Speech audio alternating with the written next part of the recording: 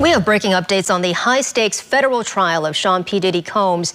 A jury today convicted him of prostitution-related offenses, but acquitted him of sex trafficking and racketeering charges that could have put him behind bars for life. Today's verdict comes on the third day of jury deliberations. To help us understand what comes next, we're joined live by Oakland trial attorney Adanté Pointer. Good afternoon to you, sir. Afternoon. Well, to start off here, set us up with some context, right? Especially for viewers just getting caught up on this case. Could you walk us through the key events that led up to this moment? Sure. What we have here is a case that was brought by the federal government in federal court, which most people think is as serious as it gets, where they charged Sean Diddy Combs with various charges, 5 charges in particular. They indicted him for engaging in the RICO Act, which is a criminal act enterprise, sex trafficking, as well as transportation for prostitution. They raided his homes, essentially destroyed his career, and hauled him off to jail, which he's been incarcerated since September of last year. He recently fought this case in federal court and was only found guilty of 2 federal charges for engaging in transporting people for the acts of prostitution.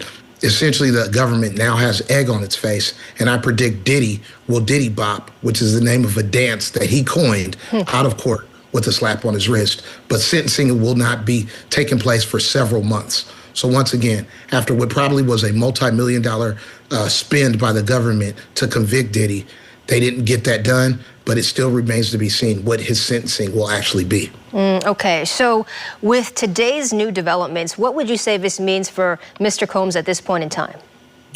Well, the first big hurdle now that Mr. Combs is facing is, will he be released on some type of probation of sort? Essentially, will he be able to be released from jail and custody until he's sentenced?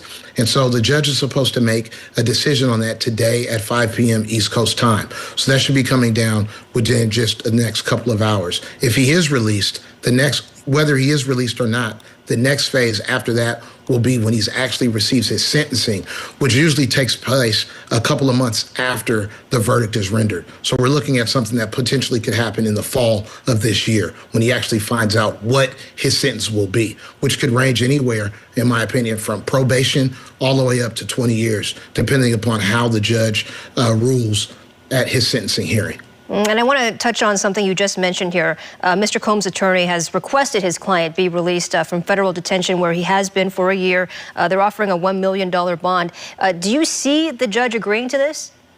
I could certainly see Diddy or Sean Combs being released on a $1 million bond or perhaps a higher bond, but pending the sentencing. What you have here is there were much more serious charges that Diddy was accused of. And all those serious charges, he was acquitted.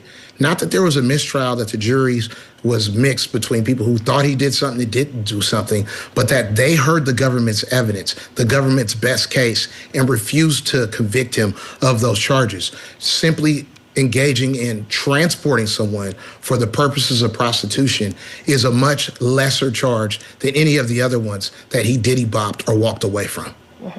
Now, back in 2021, after a 6-week trial, a federal jury in Brooklyn convicted R. Kelly to 30 years in prison. Do you see any similarities between that case and what's happening here?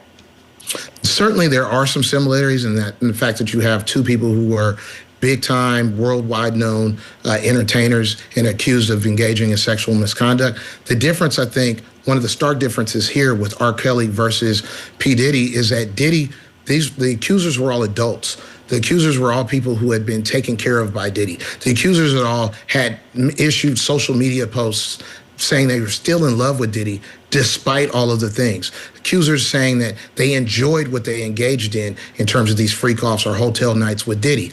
In R. Kelly's case, you're talking about minors, you're talking about kids, you're talking about people who didn't have those type of statements and who could not give consent. So, stark difference between talking about minors versus consenting adults. Okay, so what kind of fallout or impact do you expect today's verdict to have on Mr. Combs' career and public image? Well, his career and his public image have certainly been sullied. There's no doubt about it. We heard about all the salacious details of what he was engaged in, this alternate lifestyle, and frankly, the videotape of him beating Cassie. So those are things that I don't think he can ever walk back from, but there are things that did not amount to a federal conviction. So I think there is light for Diddy after this, although his reputation and his brands took a huge hit, and I'm sure it'll take a while to recover if he can from that. All right. Oakland attorney Adanté Pointer, thank you so much for your time this afternoon. Appreciate you having me.